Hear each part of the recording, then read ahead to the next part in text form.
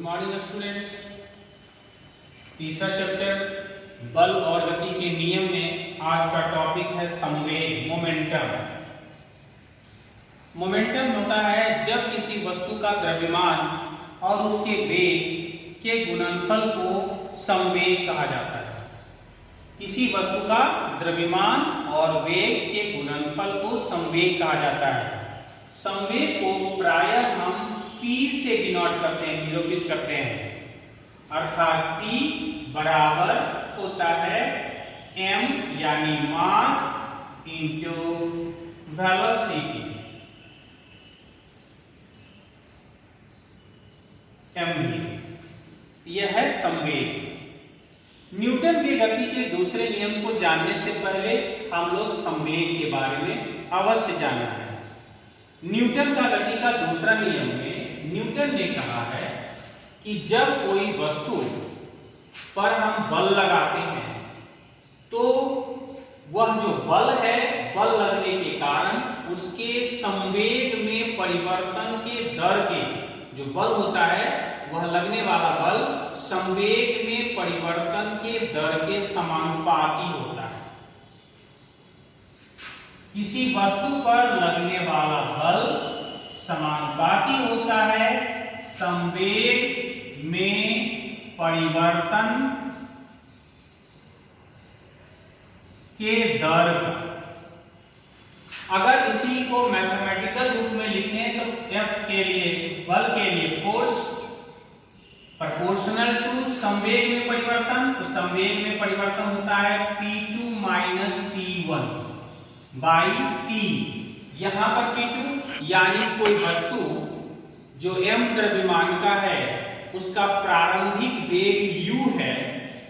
इसलिए प्रारंभिक वेग u होने के कारण उसका प्रारंभिक संवेग को P1 मानते हैं, अर्थात वस्तु का प्रारंभिक संवेग mu।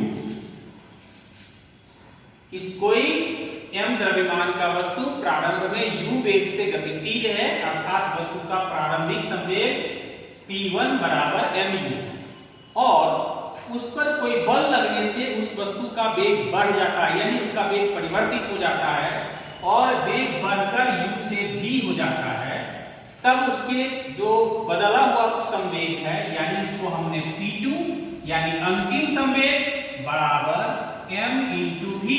क्योंकि संवेग होता है द्रव्यमान और वेग के गुणनफल को करते हैं, इसलिए अंतिम संवेग को हम लोग P2 बराबर m इंटू v कहेंगे। और इस परिवर्तन में जो समय लगता है, कुछ समय है, माना यह परिवर्तन 30 सेकेंड में होता है, तो इकाई सेकेंड में कितना परिवर्तन होगा, वही कहलाता है संवेग परिवर्तन में दर, इसलिए हमने d से डिवाइड कर दिया। यानी न्यूटन के गति के दूसरे नियम को जब हम मैथमेटिकल रूप में लिखते हैं तो यही होता है F proportional to P2 minus P1 by T, यानी संवेग में परिवर्तन के दर के समानुपाती होता है उस पर लगने वाला बल। अब इसी को और आगे बढ़ा दें तो लिखेंगे F is proportional to P2 minus P1, यानी P2 को हम लोग लिख सकते हैं mv minus mu by T, और यहां लिखेंगे F इज प्रोपोर्शनल टू, दोनों में m कॉमन ले लेंगे तो m into v minus u by T, और F इक्वल्स टू, अगर प्रोपोर्शनल को हम बराबर में कंपेयर करते हैं तो एक नियत वैल्यू डाला जाता है, उस नियत वैल्यू नियतांक को हम लोग k से डिनोट करते हैं, तो यहाँ पर k हो गया एक नियतांक, और जहां लिखेंगे m v minus u by t, जहां k एक नियतांक है, और यहां लिखेंगे F equals to k into m और v minus u by t, इसको हम लोग निरूपित करते हैं a से, क्योंकि दूसरे चैप्टर में पढ़ा हमने वेग में परिवर्तन के दर को त्वरण करते हैं, v minus u by t बराबर a, इसलिए F बराबर k इंटू ma, इसको हम समीकरण 1 मानते हैं। अब यदि हम कोई एक द्रव्य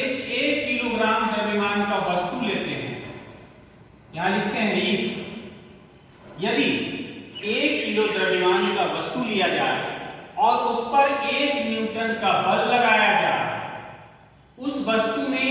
1 मीटर का त्वरण 1 मीटर पर सेकेंड स्क्वायर का त्वरण उत्पन्न किया जाए